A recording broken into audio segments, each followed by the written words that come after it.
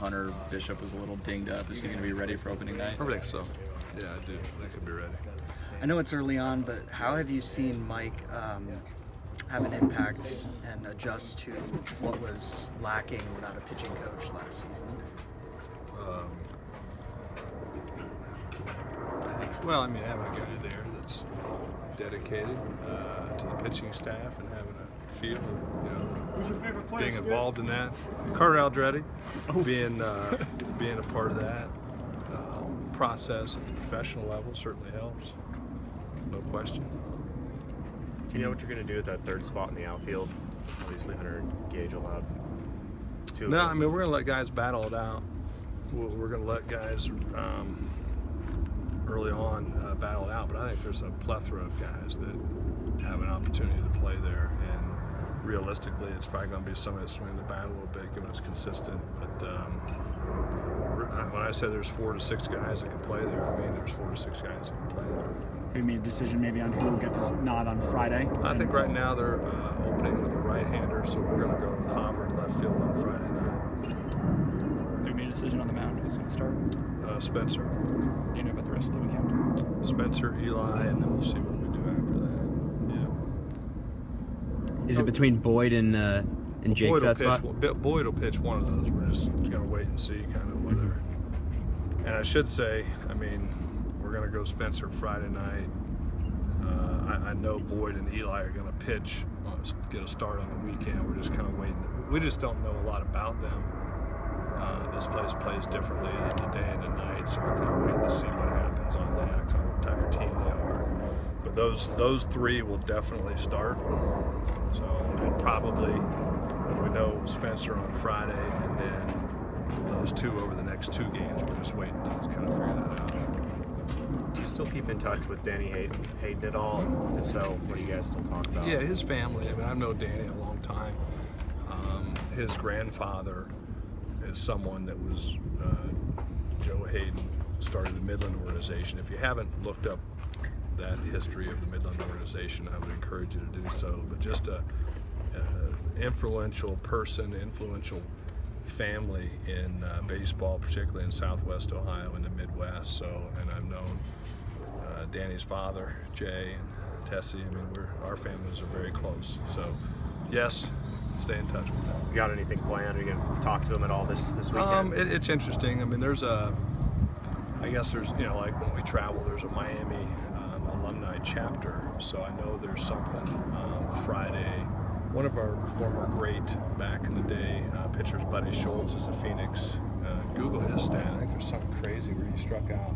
It was back when they played 7 innings. I think he struck out 21 or something like 20 or 21, something crazy like that. But he lives out here. There's a function on Friday that I'll probably just stop by and say hello to folks, and then we got other things on Friday going on. But I'll try to do all that. It just depending on whether they practice here Thursday night or not. At the very least, I'm sure they'll hit in the cages, so I'll say hello to them at that time.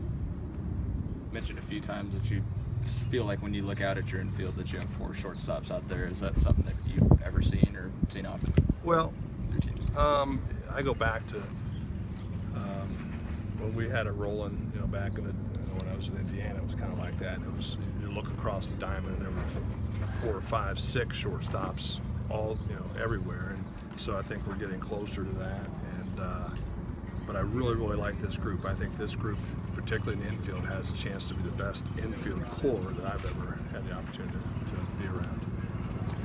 What strides have you seen Jeremy make defensively, making that jump over to first base for you guys? Well, one, I mean, he's always had really good hands, and just him being aware of the situation. The tough part about it, and I've done it like I did it professionally, slide over there, and sometimes you forget on the cutoff thing and just kind of where you're supposed to be. But I really have not noticed that out of him. Probably the biggest thing is that he embraced the position and he wanted to get better. He's putting in extra work on it, but the beauty of having him there, he made a couple plays this past inter-squad that I thought were exceptional plays. He made a tremendous play that probably no other first baseman we had gets to it and catches the ball down the line, and made a couple nice stops and flipped it to the pitcher. So I love that he embraced it and said, I just want to do whatever I got to do to play. Is he probably the first base starter for Friday? what's that Sherlock Holmes saying? Brilliant deduction. Brilliant deduction. Something. Watson. Yes. Yes. Yes. I have to imagine there's something special about getting the chance to play Miami in your former school, your new school. Yeah, it's fun. I mean, you have a lot of memories of there. I've said to others in the media, there's probably 8 to 10 of my former teammates coming out. So it'll be good to see some of those guys I haven't seen in quite a while. But like I said, once we kind of get that stuff, it's still going to be strapping on. That's going to be an opponent in the dugout that we certainly respect, but we're going to try everything we can to do to beat them. But there's going to be some folks I haven't seen in a while that I keep in touch with via phone or email. It'd be nice to see. Since you've arrived here, you guys have never backed down in non-conference play. How crucial is it to get off to a good start against teams like Miami of Ohio and St. Mary's when you have such juggernauts on the schedule coming up? Well, first of all, I mean, any team's a juggernaut if they have an arm out there that can shut you down, and both of these teams do. So we are taking absolutely nothing for granted. I've been on the other side of that. I've been at the Miami where we rolled into places in the SEC and other programs like that and took 2 out of 3. So we take nothing for granted. We look at every opponent as an opportunity for us to get better. And so to me, though, every win is important, and I don't care whether it's against Miami, Fullerton, or whomever we're talking about non-conference. So I guess we're more focused, and I know it's cliche, but we're more focused on really how we prepare and play. And I think we've created a schedule that will give us some strong indications of who we are by conference play, which is that's the intent of scheduling the way that we did. What did you learn during your time at Miami of Ohio? Do more with less. I mean, really, it's but as far as philosophies and other things, I mean, you evolve. Certainly as a coach and as a person, but we do a lot of the same things. But there, I don't want to say, you have to fend for yourself a little bit more on some things. Our guys have the luxury, as I look out over your shoulders, of people doing the work on the field. That was us back at those times. So when you do that stuff, it creates a little bit of a chip on your shoulder. So going back to your question about scheduling, I mean, there was some advantages to that too. When you roll in, nobody's expecting things out of there, so you kind of play on that. But do a lot of the same things. I'm kind of still who I am. How did you come, as a coach, how did you come to adjust to the expectations? You built a program there, then at Indiana, and now here, obviously. Yeah, I think you just look and you self-reflect on who you are. And what you want to accomplish personally. And for me, with that situation, it was a one-bid league, meaning you could have a really, really good team, but if you did not win the conference tournament, your season was over. And I remember vividly Ball State, Rich Maloney, when he was there, had some really good teams. In fact, they were ranked in the top 20 and had Brian Bullington, who was the #1 overall, and a bunch of other top-round picks, and we faced them in the conference tournament. They ultimately ended up not winning. And that happened to us a couple times, and it really started to wear on me that it was like, you can be really good, do everything right for all these months, and if you're not good and lucky in one weekend, you can't chase what we want to chase, which is a national championship. So I had thought personally we had maxed out kind of where we were. We were winning a lot, had a lot of high round draft picks, all that stuff. It was time for another challenge, and that's the Indiana thing, and even for me, kind of the same mindset with Indiana to make a decision to come here. Some of the guys have said that this pitching staff feels more complete than last year's staff. What have you seen that makes you think there's going to be some difference between last year and this year? Well, I think we're doing a better job at the bottom of the zone. I do think getting some guys healthy again is certainly going to help. But I like the fact that we have a lot of guys who are about the same, and I don't mean that in a bad way. I mean it in a good way, that if you don't have your best stuff, you're probably not going to be in there very long. You're going to get somebody else, and that creates a little bit of a sense of urgency on the mound. And what you need competition in that position. You also need competition on the mound. And I think these guys have fed off of each other very, very well. And also, guys are a year older too, so that always helps. What about the young guys? We'll see. I'm a lot more conservative on my opinions because it's one thing to do it in practice, it's one thing to do it in the pen, than to do it in front of 5,000-6,000 people when it matters. So until I see that, I really, I like what I see so far, but some of these guys haven't towed the rubber in a real game, so I'll wait and see how they respond to that. I don't think it'll change, but I'll wait to see them in real competition. Skip, that said, what do you like about Spencer Torkelson? I love his at-bats. He reminds me of a lot of a player that I had made his debut with Boston last year, Sam Travis. Very simple approach, very simple right-handed approach. And when you watch him, he doesn't do a lot of things, and therefore he doesn't get fooled a lot. It's what I would call a very mature approach, and that's unusual sometimes for a guy of his age. But then he also tremendous bat speed. He does things. I've described it, and I got to be careful here, but kind of Schwarber-esque. That's kind of been my collegiate measuring stick. And some of the things that Spencer has done in a BP setting, in a scrimmage setting, have reminded me a lot of Kyle. But I'll go back to what I said earlier. It's like I'll wait to see it in the game, So. Can you explain Ty Neal's role with the program? Quality control coach, and and it's kind of modeled after the football stuff. That's and a lot of programs are starting to do that now. But yeah, Ty's going to be with us. He's been with me. Played for me.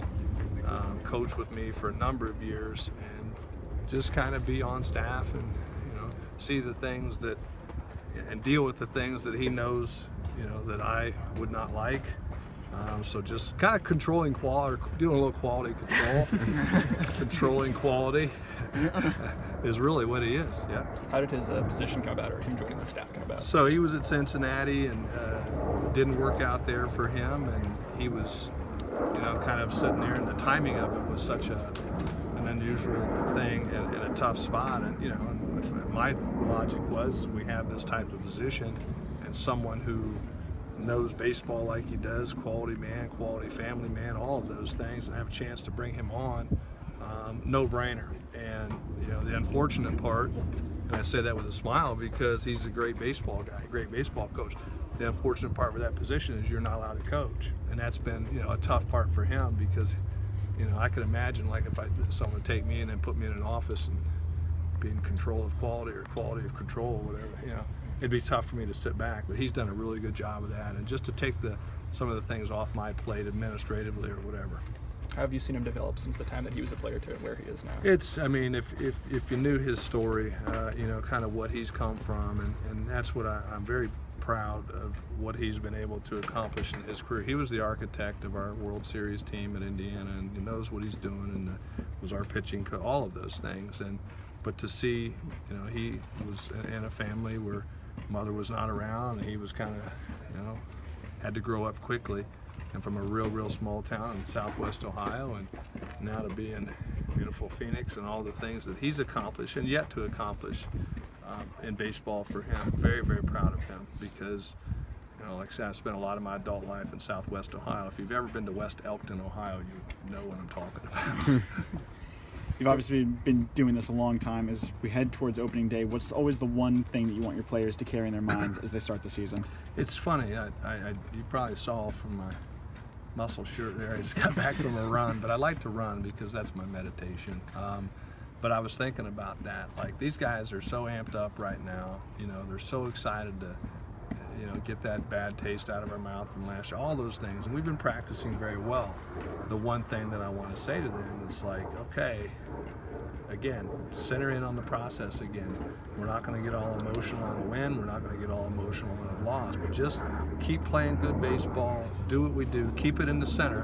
Because you got a lot of guys who never run out, and they've been looking forward to it all their life, to run out in a Sun Devil uniform on this diamond. So I know those heart rates are going to be going.